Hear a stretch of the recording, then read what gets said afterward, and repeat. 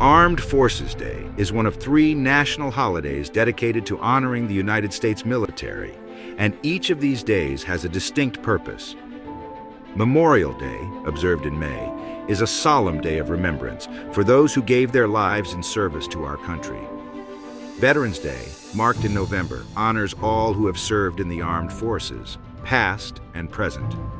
But Armed Forces Day is uniquely set aside to recognize those who are actively serving right now. Men and women currently in uniform, standing post around the globe to protect and defend.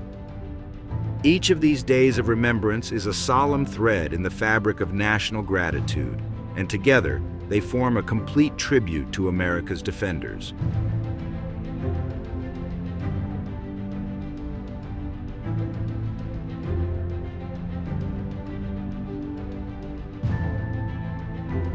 Every year, on the 3rd Saturday of May, a grateful nation pauses to reflect, remember, and recognize.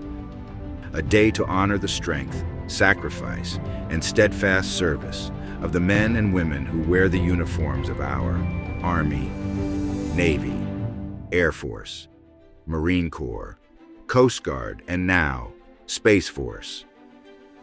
Service members who stand ready every hour of every day to guard the freedoms we often take for granted.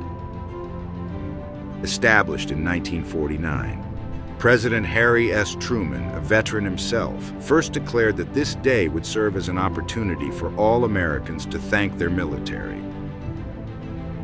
Before Armed Forces Day was established, each branch of the military had its own separate celebration: Army Day, Navy Day, and so on. Following the unification of the armed services under the newly created Department of Defense in 1947, a new idea was born: one day of unified tribute for all who serve. On August 31, 1949, Secretary of Defense Lewis Johnson announced the creation of this new national holiday. In his words, Armed Forces Day, Saturday, May 20th, 1950, marks the first combined demonstration by America's defense team of its progress toward readiness for any eventuality. The theme that first year was direct and powerful: teamed for defense.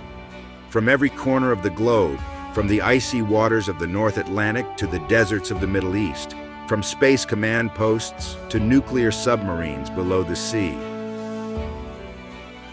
Today's armed forces are volunteers. They train for war so that peace may endure. They answer the call so that others don't have to. Their sacrifices are often silent, their burdens heavy, and their courage constant. But the weight of service isn't carried by the soldier alone. Spouses, children, and families also bear the load, holding down the home front, enduring long deployments, and living with uncertainty.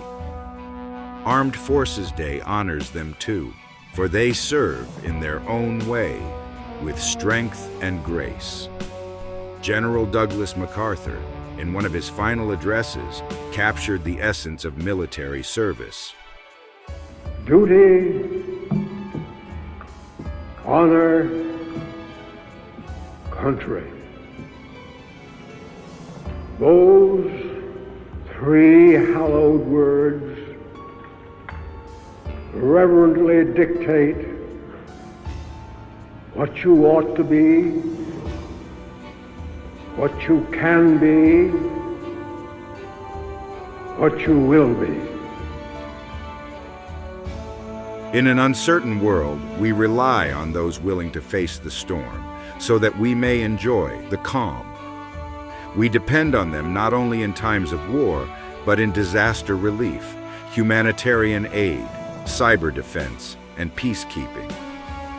Their role is ever expanding, their commitment unwavering. So this Armed Forces Day, take a moment, stand a little taller when you see that flag. Shake the hand of a service member. Teach your children why these men and women matter, because freedom isn't just an idea. It's a responsibility, safeguarded by the very best among us.